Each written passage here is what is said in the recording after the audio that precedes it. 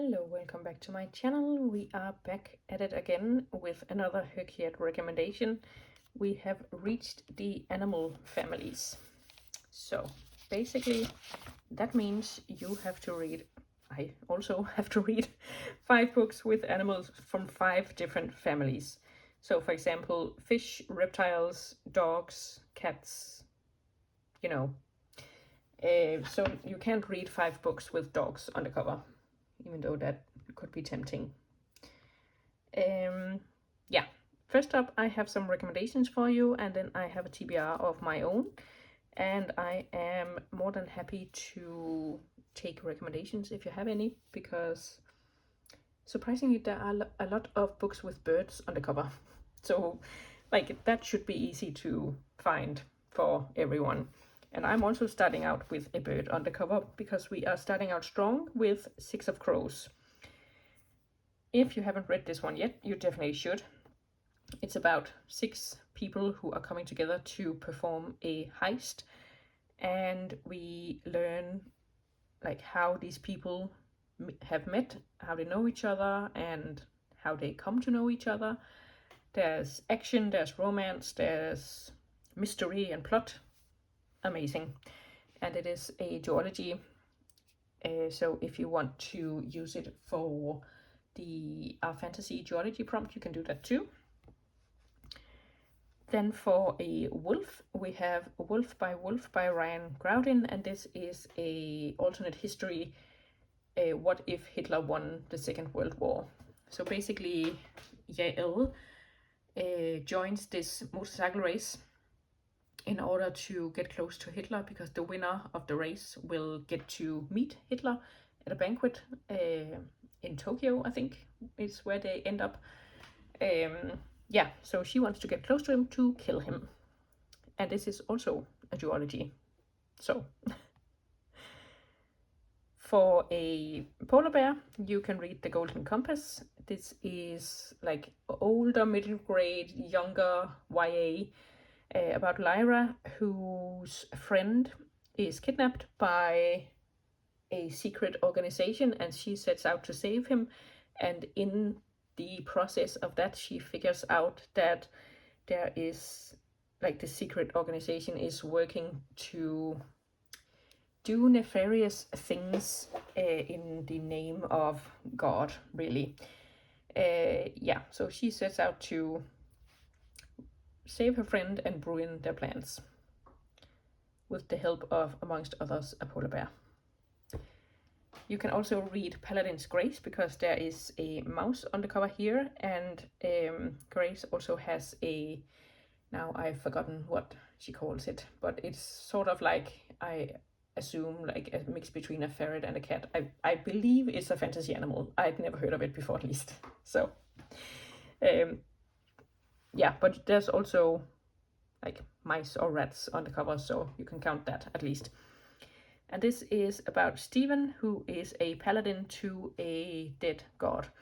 So he is sort of flailing in life until he meets Grace, who is a perfume maker, who gets tangled up in a lot of dangerous stuff, and Stephen finds a new purpose in life in protecting her, basically. You can also read The Legend of the White Snake, because obviously there's a snake here on the cover. And this is Asian-inspired fantasy where this young guy is a snake, and he has found a pearl that helps him turn into a human being when he wants. And he meets the prince of this world, whose mother is sick and who can be cured by a pearl, this specific pearl. So obviously we have some interpersonal turmoil and relationship issues over this pearl, and yeah, a really good book.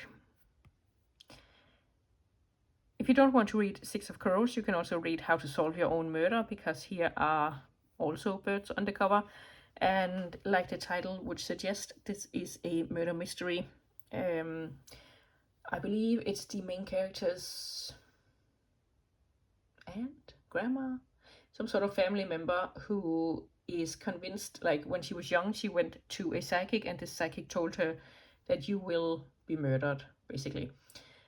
And then she spent her entire life gathering clues about who would want to end up murdering her. And then the main character comes once this woman is actually murdered and tries to figure out who did it. Come on. You could also read The Hunger Games, because all three have a bird on the cover. Like I said, birds are quite easy to find for some reason. I feel like a lot easier than any other animal. But yeah, there are birds on the cover of all three books, at least these editions.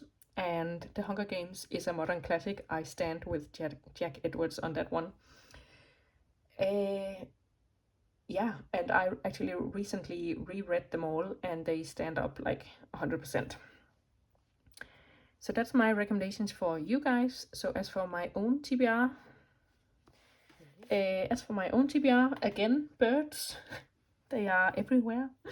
But basically the story of birds, a new history from their dinosaur origins to today, because I loved dinosaurs when I was a kid. I wanted to be a paleontologist.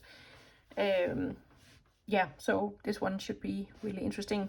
In the same vein, The Secret History of Sharks, just because I don't know a lot about sharks, and yeah,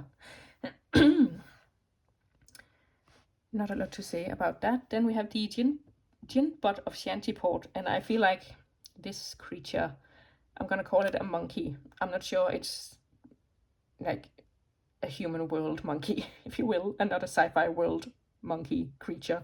But either way, it's monkey-esque, so I'm gonna count that.